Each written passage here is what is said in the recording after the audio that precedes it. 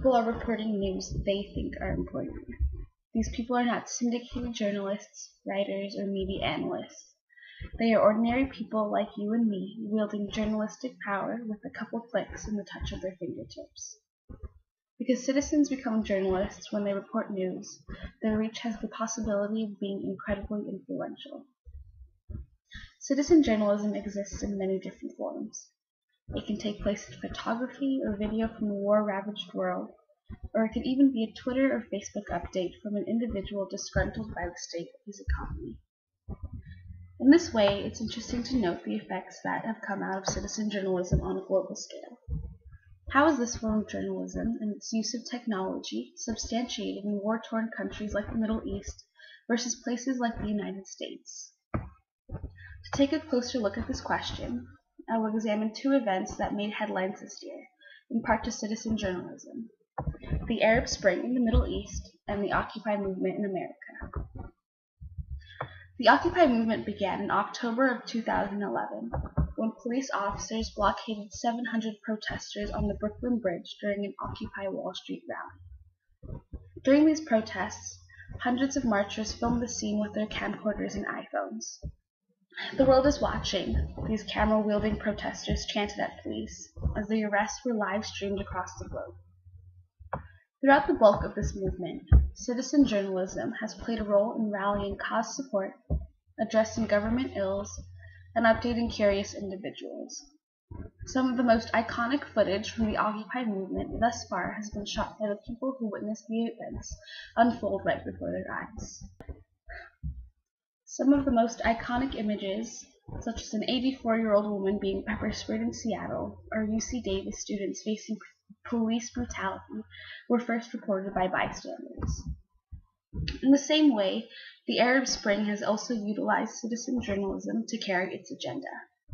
For example, at the peak of the Libyan uprising, 1,000 videos were uploaded to Sharek, Al Jazeera's video sharing platforms. The program, which was launched in 2008 as one of the cornerstones of Al Jazeera, resulted in more than 70,000 videos uploaded since the start of the Arab Spring.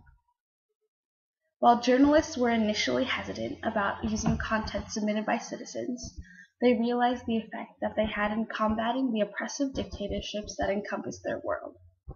Their utilization of technology in citizen journalism is an amazing feat, considering that only about 10% of the population in the Arab world has some sort of access to the internet. It goes without saying that the Occupy movement that originated in the United States is far more technologically savvy than that of the Arab Spring movement in the Middle East. Establishments like the Wall Street Journal have even argued that the Occupy movement and its extensive use of mobile technology reinforce a stereotype of protesters as privileged American kids. In many instances, it has appeared that the occupiers found their cause to be the most pressing of news.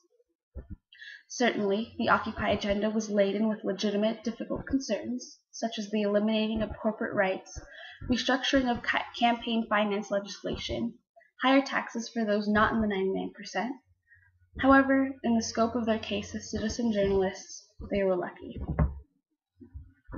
Though many vagrants joined the Occupy case, perhaps out of the sheer number of camping protesters, the majority of occupiers were younger, middle-class Americans that possessed online capabilities not only on their computers but on the mobile scale as well. This is what made them such successful citizen journalists. The quick Facebook and Twitter updates, the video uploads to YouTube, all done almost instantly with the press of a button. However, it's not always that easy.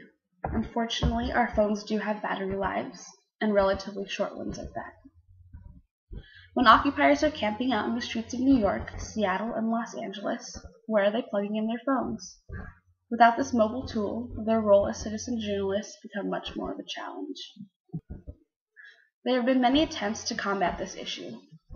Oftentimes, the protesters on the scene report their news to other sources, notably those higher-ups in the Occupy effort that are relentlessly updating their internet feeds from the comfort of their homes or offices. Yahoo News has also reported occupiers email each other from the scene and from outside sources to get their message across in the event of a technological mishap.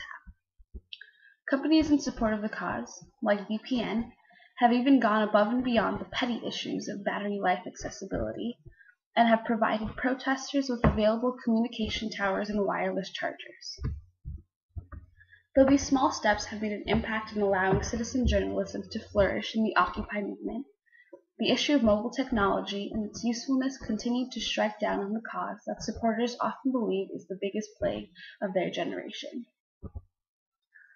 Though the occupiers may not be a part of the 1%, a handful of them can still be found in the bracket of American people that are privileged to have a sizable income, housing, healthcare, and education. In comparison to the Arab Spring, where citizens are fighting for the fundamental rights we as Americans often take for granted, we should consider ourselves somewhat lucky. The role of citizen journalism in the Occupy movement has been fundamental to their rousing success, partly due to the fact that nearly everyone has a functioning cell phone nowadays. But what if the Occupy movement was placed in the Middle East, in a place like Egypt where the government has controlled internet use? What would come of the movement then, when one of its only problems in the United States is a lack of electrical outlets?